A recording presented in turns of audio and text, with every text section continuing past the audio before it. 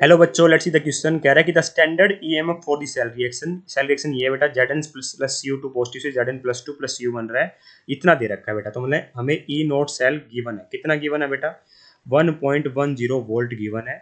ठीक है, temperature 25 degree Celsius पर। फिर कहता है कि the EMF of the cell बताओ व्हेन 0.1 मोलर, मतलब कंसंट्रेशन ऑफ Cu2 पॉजिटिव कितनी गिवन है बेटा? 0.1 मोलर गिवन है। Concentration of CO2 positive 0.1 molar है। कंसंट्रेशन ऑफ Zn2 पॉजिटिव कितनी गिवन है बेटा मुझे? ये भी 0.1 मोलर गिवन है। ठीक है, तो ये गिवन सेल रिएक्शन है बेटा। तो हम कैसे निकालते हैं? अकॉर्डिंग टू नस्ट इक्वेशन का यूज करते हैं बेटा। वो क्या कहती है? E cell is equal to E naught cell minus 0.0591 by n. 0.0591 by n वाली वैल्यू यूज करते हैं जब बेटा टेम्परेचर हमारा 25 डिग्री सेल्सियस हो या फिर 298 केल्विन हो, है ना। ठीक है, तो ये की बात है। Log of concentration of product bye reactant की कंसंट्रेशन का रेशियो होता है रेज़ टू पावर स्टोइचोमेट्रिक कोएफिशिएंट।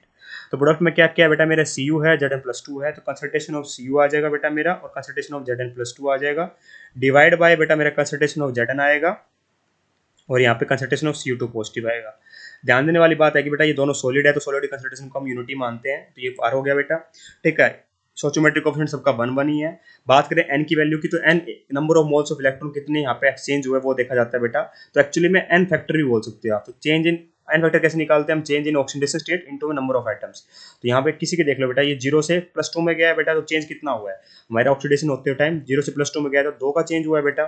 ठीक है, कितने नंबर ऑफ आइटम्स के लिए हुआ है? एक जिंक का बेटा, तो एक के लिए हुआ है। चाहे आप ऑक्सीडेशन देख लो, रिडक्शन से देख लो, +2 से किस में गया है? 0 में। एन फैक्टर कितना लिखेंगे? चेंज कितने का बेटा? 2 का। कितने आइटम्स के लिए हो रहा है बेटा मेरा? एक के लिए। तो 2 इंटू 1 लिखूंगा तो बेटा 2 आ जाएगा। तो मतलब एन फैक्टर मेरा 2 है। तो और ई नोट सेल की वैल्यू गिवन है बेटा मेरी 1.10 माइनस 0.0591। एन की वैल्यू बेटा मेरी 2 है। लॉग ऑफ कंसंट्रेशन ऑफ ऊपर क्या आएगा बेटा? Zn+2 की कंसंट्रेशन आएगी, that is 0.1 molar, divide by concentration of CO2 positive, that is 0.1 molar. कितनी है बेटा मेरी? 0.1 मोलर ही है। ठीक है, तो यहाँ ऐसे इस तरीके से हो जाएगा। तो ये आपस में कट जाएंगे बेटा, तो ये log 1 हो जाएगा। log 1 होता है बेटा मेरा 0। log 1 होता है बेटा मेरा 0। तो अगर ये 0 होगा तो ये पूरी वैल्यू बेटा मेरी 0 होगी। ठीक है, तो आंसर क्या आएगा बेटा मेरा? ई सेल क्या बन रहा है? ई सेल बन रहा है मेरा 1.10 volt. Hence option number 1 is perfectly correct here. I hope you understand the answer. Thank you so much.